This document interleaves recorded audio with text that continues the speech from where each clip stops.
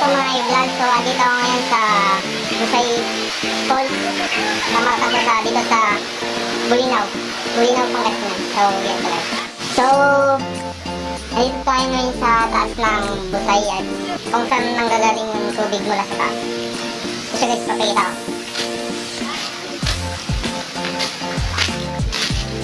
So, siya guys.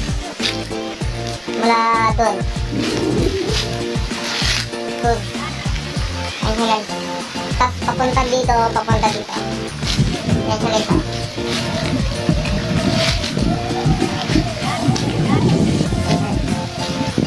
Sobrang linaw niya guys. Tapos bago hanggang dun sa guys sa guys.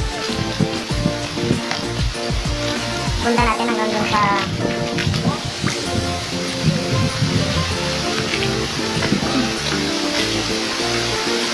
yung sa pulse na guys. Ayun ba? Pulse na Busay. Okay guys, dito siya nang galing.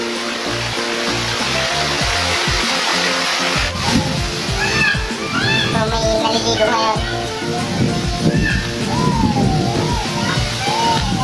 Ito yung itsura niya guys pag nasa taas ka.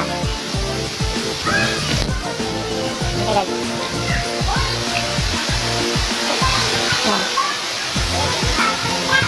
Ito guys.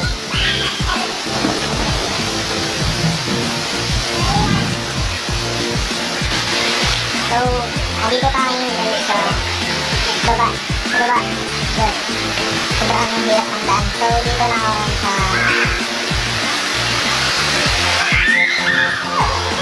baba na nakakabusan ng yung pinag-aabusan niya papunta doon.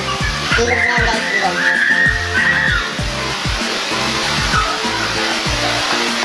Tandaan, nakikita ako tilpot. Madulas yung mga bat. So, dito na ako guys sa baba. Pakita ko yung kung saan pinaglalabasan ng tubig.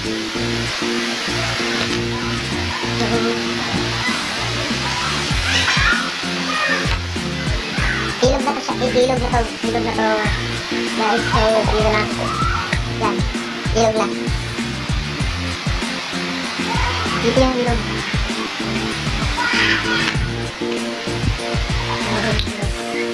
Siya ilog guys. So, papunta sa dagat. Yan. So, balik na tayo doon. Papakita yung itsura niya mula sa taas. Yung paano siya kaganda yung pulse niya. Kasi, kita na rin mga naliligo. Sana all nakaligo. Ito yung pulse niya guys. Ito. So, mahina lang ngayon dahil matagal lang hindi umulan dito. Napupuno yan, dito napupuno yan. Mga guys. Napupuno pa malakas yung ulan or may ulan kahit lang ito lang. Kasi sapa yung kadugtong ito guys. So, ngayon guys, may naliligo. So, maganda siyang puntahan ng pagpamilya or pagbabakata na bonding time. Pwede siya guys. At maganda rin ito sa atin dahil walang entrance or babayaran kapag pumunta dito. Ang kailangan mo lang gawin ay dadaan ka talaga sa mahirap na daanan or kasi daanan dito guys, nakita nyo ngayon na pababa siya. Sobrang pababa. Ito siya. So, bablog ko mamaya yung after. Ito. So, salamat sa panonood and sa support natin para sa grade. Thank you.